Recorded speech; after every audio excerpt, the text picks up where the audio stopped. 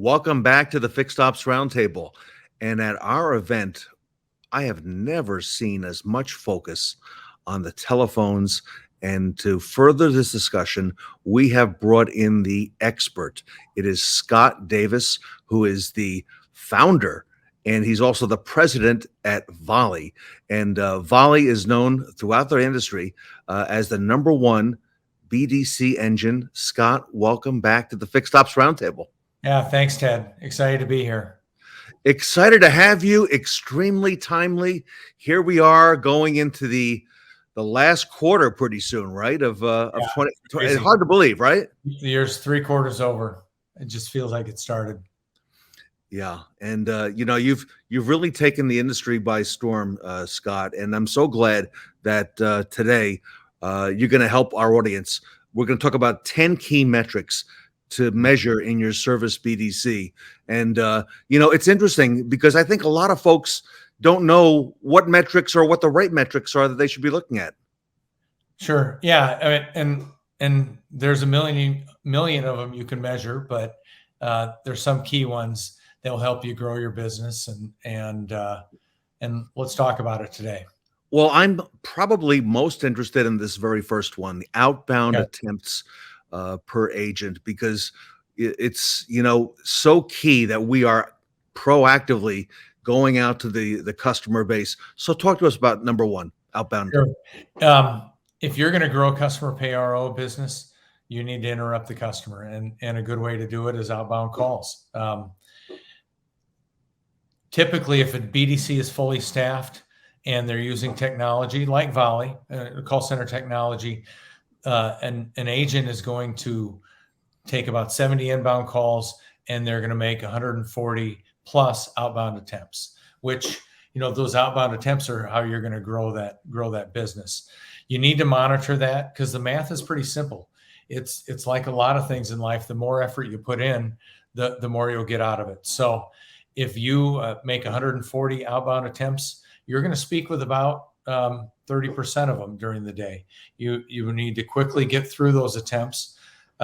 Those 140 outbound attempts should be about 16 appointments per day. So at $295 an RO, that's good revenue each agent was able to do.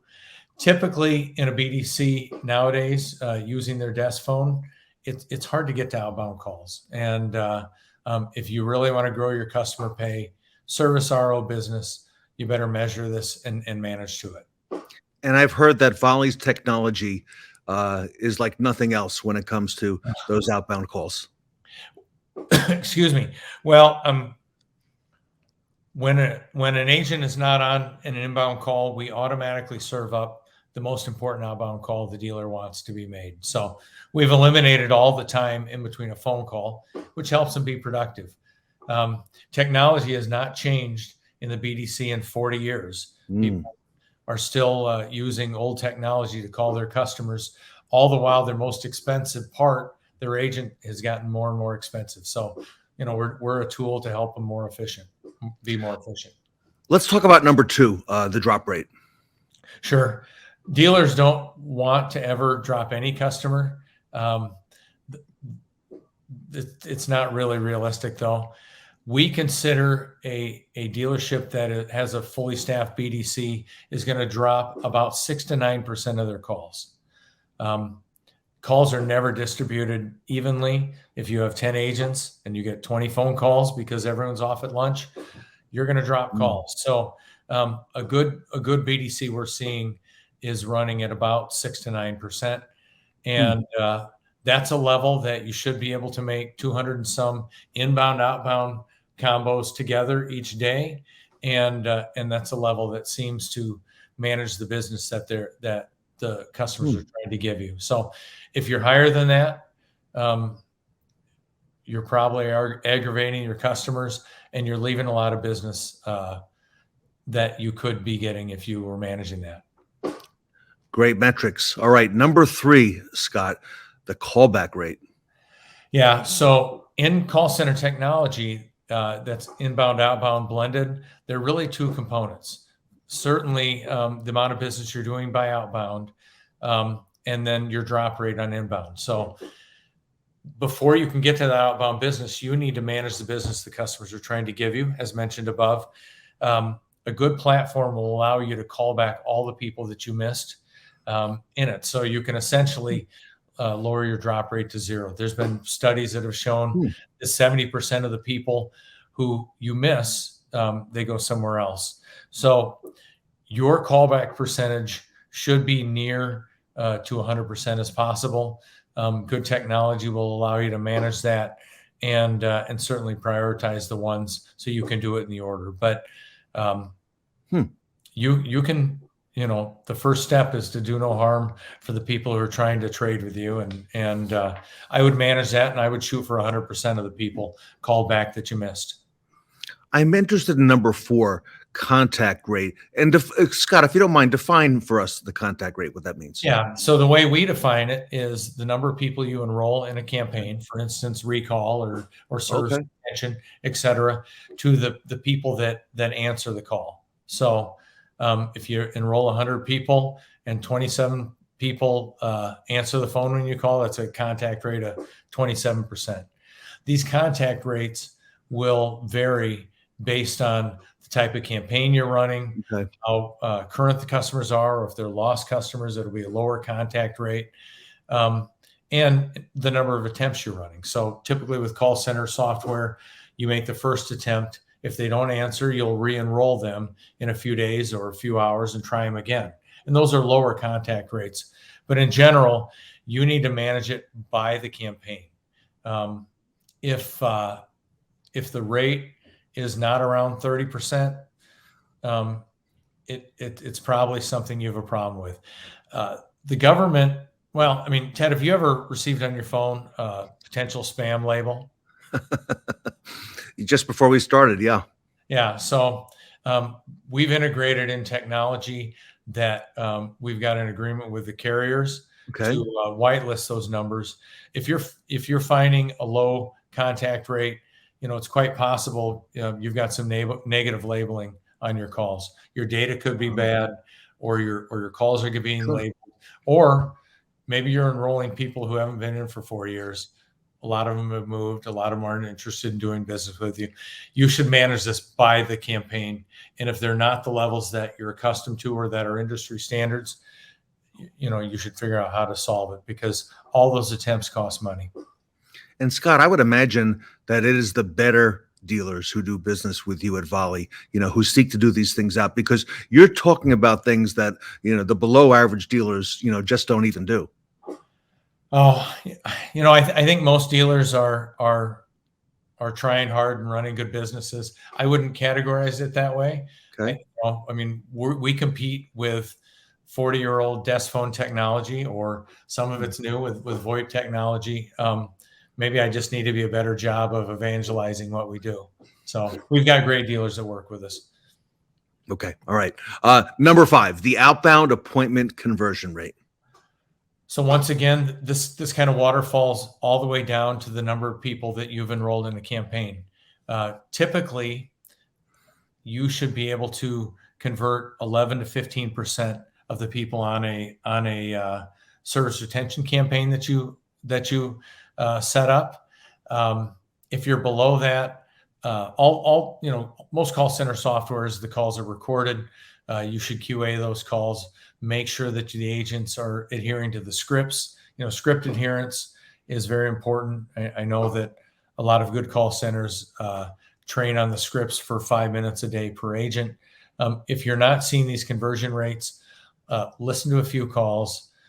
Look at the people you're enrolling. Make sure they fit the parameters for the campaign you're supposed to do, and track it. Over at $295 an RO, which one customer gets, a couple percent higher conversion rate is tens of thousands of dollars in a year. So the math is huge, Scott. Number 6, the inbound appointment conversion rate. Yeah. So this one is totally variable to the store by what they do. Service BDCs range from ones who act as a receptionist for the store. Some of them route the status checks to the store. or to the BDC, others to the Sure. service advisor. So just some basic, simple math. 70% of the people who are calling a BDC are trying to schedule an appointment. The others are hour checks, status checks, etc. You should try to be converting over 80% of those people because they're calling to do business with you. If you're not, you need to look at that. Now, that rate might be quite a bit lower if the BDC is answering all of the phone for the entire dealership and routing people to sales and such. But I would look at that every time. Every week, I'd look at that number and make sure you're converting people. I think number 7 will pique the interest of most dealers and GMs, the agent productive time, Scott. Yeah, I mean, we're not expecting people to be on the phone 60 minutes a day, 8 hours a day. But typically, if you're using a desk phone and your typical dealership's agents are on the phone about 35% of the time, good dialing software will eliminate the time in between a call, make it easy for them to go from record to record. And a good benchmark would be my agents are going to be on talking with customers at least 75% of the time. That means that gives them enough time for their breaks. Maybe they need to log out and go speak with the service advisor, or they've got other duties in the dealership. But our dealers shoot for at least 75% efficiency. We have some dealerships that most of their agents are around 90%. Think of the difference between if you've eliminated the time in between a phone call and you get them on the phone, or you keep your agents on the phone longer, that water falls down again to that conversion rate of 11 to 15%. You need to watch the productive time of your agents, and a good system will track that for them. Everybody, we're talking today to Scott Davis. He is the co-founder and president of a company called Volie. They are the number one BDC engine in the industry. And we're going over some important metrics that a lot of dealers ask about, a lot of managers may not know about. Number 8 is a very high interest, Scott, the appointment show rate, because as human beings, I know, I tend to forget if I have an appointment. I need to have some kind of a system to make sure I'm reminded. What about appointments for dealerships? Yeah. Anecdotally, it seems a little lower as we're winding, as summer wound down. Now that we're in the fall, it's ticking up again. If you're not getting at least 80% show rate on the service appointments you make, look at your processes. My goodness, are you reminding the customers? Do you have systems in place to do appointment confirmation reminders? Are you sending them notices that they scheduled one? And those things can all be managed. That is a very simple thing to do in any system. If you're seeing lower show rates, you've spent a lot of time and energy for no payoff. It's very expensive, and you've booked out shop time for people who you're not going to be able to do billable hours for. You have to manage this. You have to have a system in place to remind these customers to come in, especially now, because some dealerships are short of service techs. Depending on the service they're providing, they might be 2 or 3 weeks out when they schedule the appointment. Have a system in place that measures and manages your appointment show rate. Make sure you put the steps in that you can make this as high as possible. Scott, number 9, I didn't even know was a metric. Agent ignores. Talk to us and take us through that. Customers are always nervous when they've got when they're making an inbound call to a dealership. They want to be helped. They're maybe confused on what they need, or they don't know what to ask for. Time spent on hold adds to anxiety there. In a typical call center application, an agent, when they're served an inbound call, if they ignore it, that customer stands on hold for another 9 to 12 seconds. In Volie, it's 9 seconds. That's more time that the customer's aggravated. Those are more calls that they're pushing off on other agents, adding to their stress for the day. So I would look at that ignore rate. You'll have a good idea of what your agents are doing, if they're good team members, if they're causing extra hold time for your customers. Every single agent is going to have, if you see 1 or 2 ignores in a day, maybe they forgot to put themselves in pause and the system automatically put them in pause and gave it ignore. Maybe their boss came up and they, they weren't looking.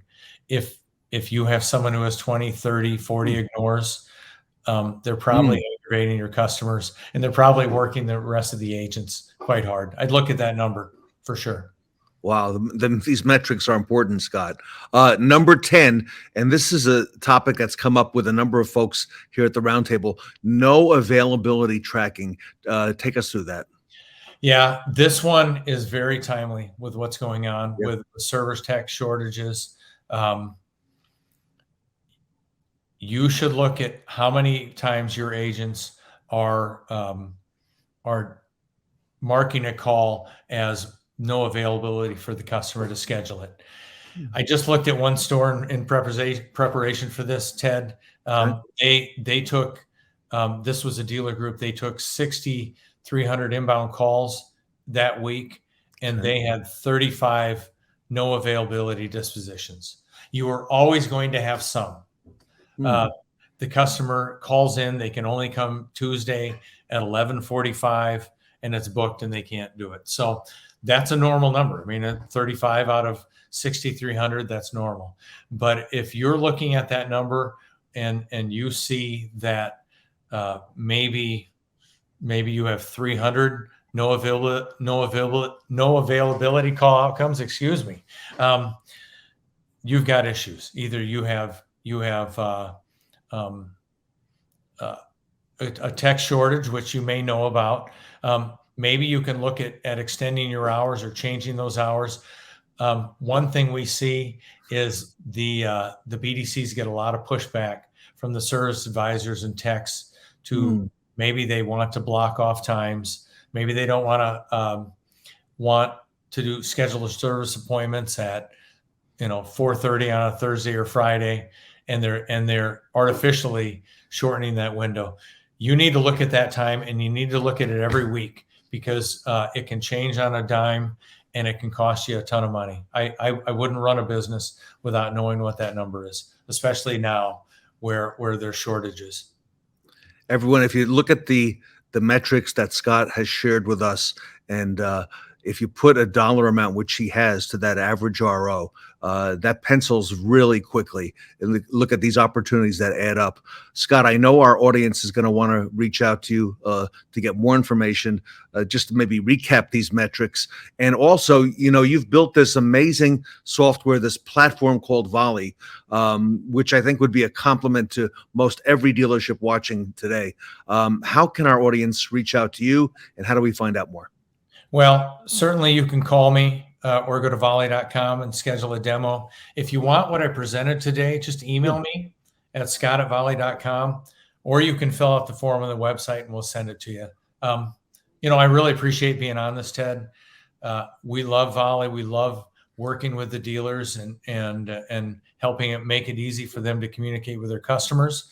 And, I hope to hear from folks. I'll help you in any way I can, with or without Volie. So, and everybody, you're hearing from the president and co-founder of Volie. It's Scott Davis. And Scott, we've got, I think, on the roundtable, the early adopter dealers and the better, the dealers who want to go out and look at this proactively. So I see a great marriage here. So everybody, Scott Davis from Volie here today at the Fixed Ops Roundtable. Thank you, Scott. Thanks, Ted. Thanks for having me.